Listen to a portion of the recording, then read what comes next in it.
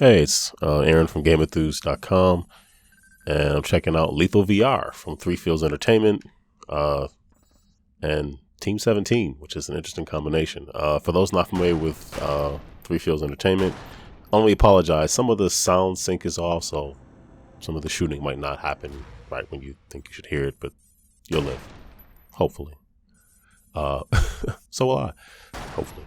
Lethal VR. Anyway, Three Fields Entertainment are some of the folks who were from Criterion, made the Burnout games. Most recently, they made the underrated Dangerous Golf. And Team 17, those are the folks who make Worms and have been publishing a wide variety of games. And this is one of their latest. So you see some of the sound is off. I apologize for that. So how Lethal VR works is you are just kind of put into different scenarios and have to score points and finish them successfully to keep playing.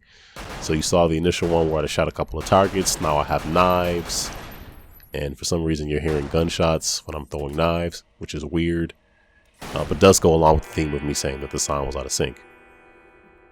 Maybe I should mute it. Anyway, too late for that. You can also hold the gun sideways, Menace to Society style. So MCA will be proud of you, as would Old Dog. Sometimes targets pop up. These targets have guns, which is interesting. Again, I had an issue where the camera couldn't see me and I died. So a target with a gun shot and killed me. That's kind of weird. Yeah. So you can look down and hold the guns all different types of ways and have fun with it. So, like I said, the game just throws you into scenarios and you complete them successfully. You move on. If you can't complete them, you beat your head against a wall until you do.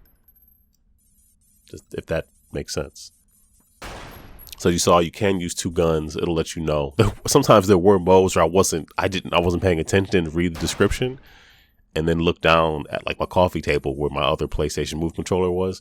And I was like, oh, there's a gun on the screen that I don't have in my hand. This is the killing house, if you will. So it takes the targets and puts you in an environment where some of the targets slide back and forth, where you have very narrow spots to shoot them. And yes, Scaramanga and James Bond are in this game, as is the Golden Gun. Only the latter part of that is true. So you want to find the target amongst the civilians. Let's see how well this goes. Yeah, I'm sorry it jumps around a lot. Some of the targets are interesting. Like that guy that had the book there, he looked like he was throwing it. I didn't know. I probably shouldn't have shot at him. There's really a lot of commentary I can go into on that, but we don't have time.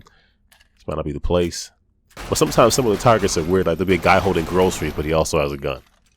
Not that that's implausible, but you're thinking like the person with the groceries, like, why would you have a gun and like, unless you're trying to hide it from somebody flanking you? I guess it's happened. I don't have a gun, so maybe I just can't relate.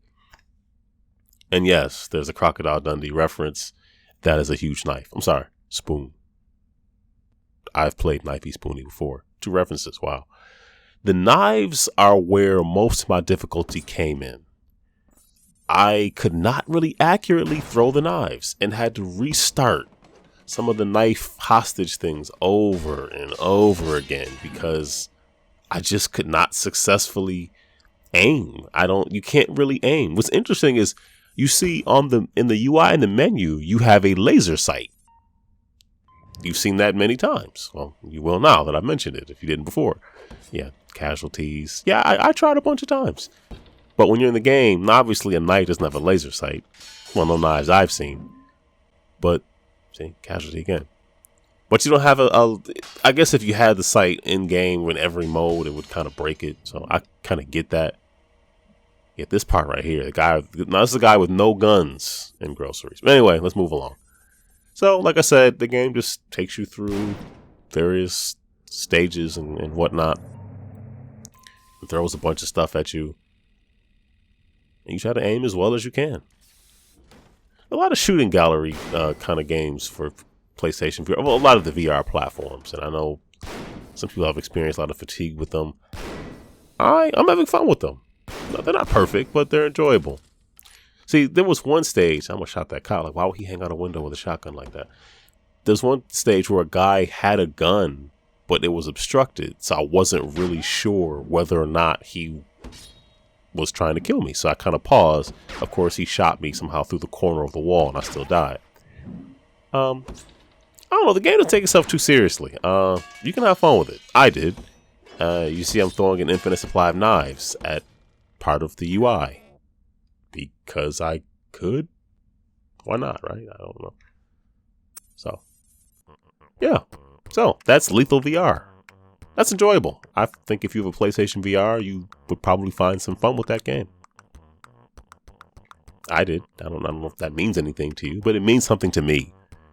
So anyway, nice to see Three Fields right back out there with another release. I did play Dangerous Golf after it had been updated and patched and enjoyed it quite a bit. So I'm glad to see that they are back out there with something. It's good to see. So that is Lethal VR, as I've stated several times. I guess I can just stop talking. Anyway, leave a comment. Feel free to like and subscribe. Click on these videos or just go to the YouTube page and watch as many videos as you'd like to, because there's like 850 or something like that. So there's quite a bit to be watched. So watch them. I think that's it. I don't have anybody. Okay, we're done. Have a good one.